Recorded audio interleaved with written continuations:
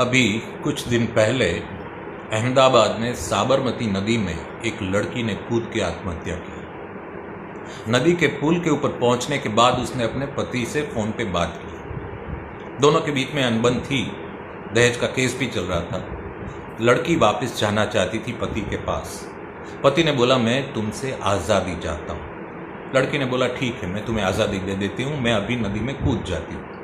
तो पति ने बोला, ठीक है, मर जाओ, पर मरने से पहले एक वीडियो बनाना और उसमें यह बताना कि इसमें पति का मेरा कोई कसूर नहीं है। लड़की ने बोला, ठीक है। उसने वीडियो बनाई, हंसते हंसते, प्यार से। बड़ी क्यूट और इनोसेंट सी स्माइल है, बड़ी प्यारी स्माइल है, और उसके पीछे वो जो पीड़ा है वो भी दिखती है। वो वीडियो में वो बोलती है कि हमने प्यार किया है उससे, परेशान थोड़ी ना करेंगे, उसको आज़ादी चाहिए, हम दे देते हैं।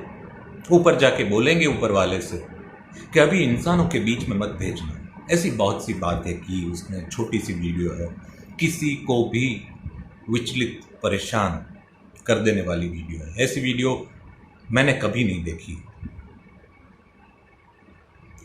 उसके बाद लड़की ने अपने माँ बाप से भी फ़ोन पे बात की। माँ बाप ने बहुत समझाया। लड़की ने बोला कि मैं अभी मरने जा रही हूँ। माँ बाप ने समझाया, बहुत समझाया, बहुत समझाया। पिता ने आखिरकार उसको रोकने के लिए यहाँ तक बोला कि मैं आत्महत्या कर लूँगा और पूरे परिवार को मार दूंगा। उसका थोड़ा असर हुआ लड़की पे, पर तो भी इतना असर नहीं हुआ कि वो अपने आप को मरने से रोक ले। ऐसा क्यों होता है? ऐसी सिचुएशन में हम अपने आप को किस तरह से बचा सकते हैं, इसके बारे में मैंने एक गुजराती आर्टिकल लिख के सोशल मीडिया पे रखा। तो कुछ फ्रेंड्स ने बोला कि सिर्फ इसको गुजराती में लिख के मत रुको, इसकी वीडियो बनाओ हिंदी में। तो इसलिए ये वीडियो बना रहा हूँ। इसमें मुद्दा ये होता है कि हम किसी एक विचार में, उसके चक्र में, उसकी श्रृंखला में हम अटक जाते हैं।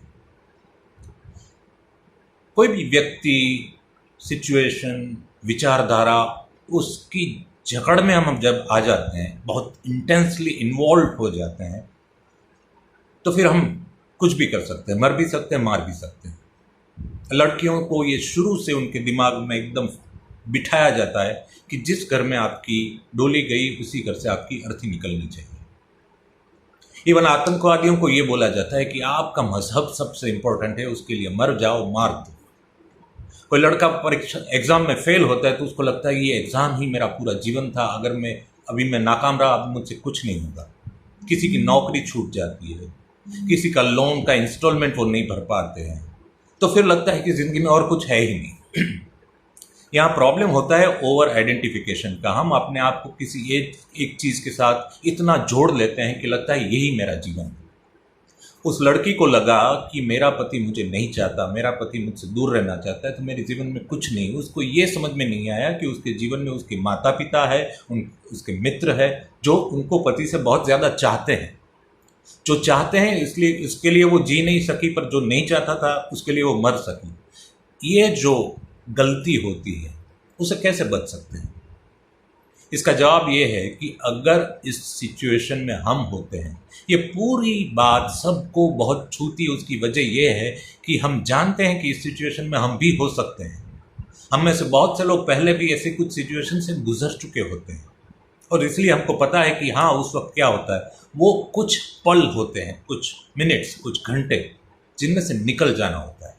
अगर निकल गए, छूट गए, बच गए, तो ही बचने की उम्मीद है। पर वो स्ट्रॉन्ग इतना होता है, विचारों का चक्र, उस बवंडर में हम तिनके की जैसे होते हैं।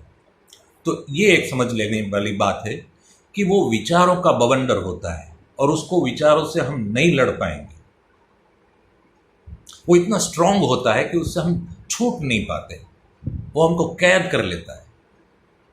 तो उससे छूटने के लिए काम में आ सके ऐसी एक तरकीब, ट्रिक, सिस्टम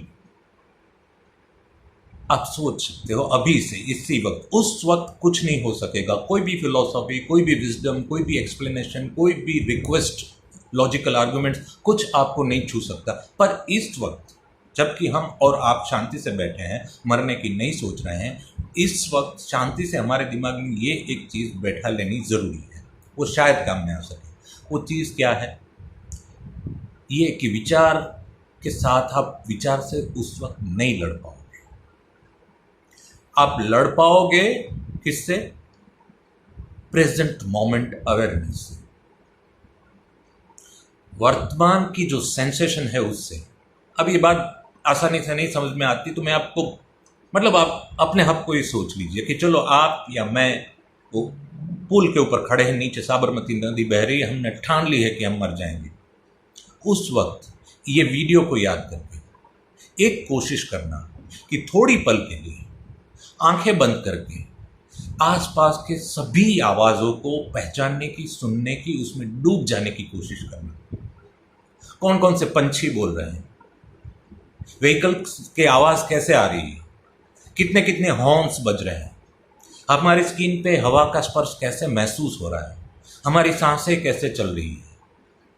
ये जो वर्तमान है, ये जो वास्तव है, वो ही शायद लड़ सकता है उस विचार के चक्र से। सवाल यही होता है विचार के उस चक्र को तोड़ना, उससे छूटना, उससे भागना। उसका मुकाबला विचार से नहीं कर सकते, उससे भागने का ही सवाल होता है, उससे बच निकलने की ही बात होती है, और उसमें यूजफुल होता है ये वर्तमान, वास्तव। विचारों की शक्ति बहुत होती है, इसका इनकार हम नहीं कर पाते। इसीलिए तो ये लड़की जैसे बहुत से लोग आत्महत्या कर लेते हैं। पर अगर विचार शक्तिशाली है तो वर्तमान और वास्तव भी उतने ही शक्तिशाली होते हैं। तो जो शक्तिशाली शत्रु है उसका मुकाबला भी शक्तिशाली शस्त्रों से करना पड़ता है। ये पहली नज़र में बहुत बचकाना और नादान सा ख्याल लगता है कि क्या यार, मरने के जब ख्याल आते हैं तब जाके आप व्हीकल्स की आवाज़ और पंछी की आवाज़ को सुनने की बात कर रहे हो। पर शायद ये हमको बचा सकता है। ये इसलिए मैं कह रहा हूँ कि बहुत से लोग आत्महत्या करते हैं। उससे बचने के लिए क्या किया जा सकता है? जनरली कुछ नहीं किया जा सकता, इसलिए लोग मरते हैं। पर हमें अपनी तरफ से कोशिश तो करनी चाहिए। तो ये एक कोशिश, अगर भविष्य में आप या मैं खुद भी इस ऐसी सिचुएशन में जाते हैं, तो ये सलाह याद करने की कोशिश करना कि विचारों की श्रृंखला को तोड़ने के लिए वर्तमान और वास्तव के हथियार का उपयोग करना चाहिए। शायद हम बच जाएं। बस इतना ही कहना है।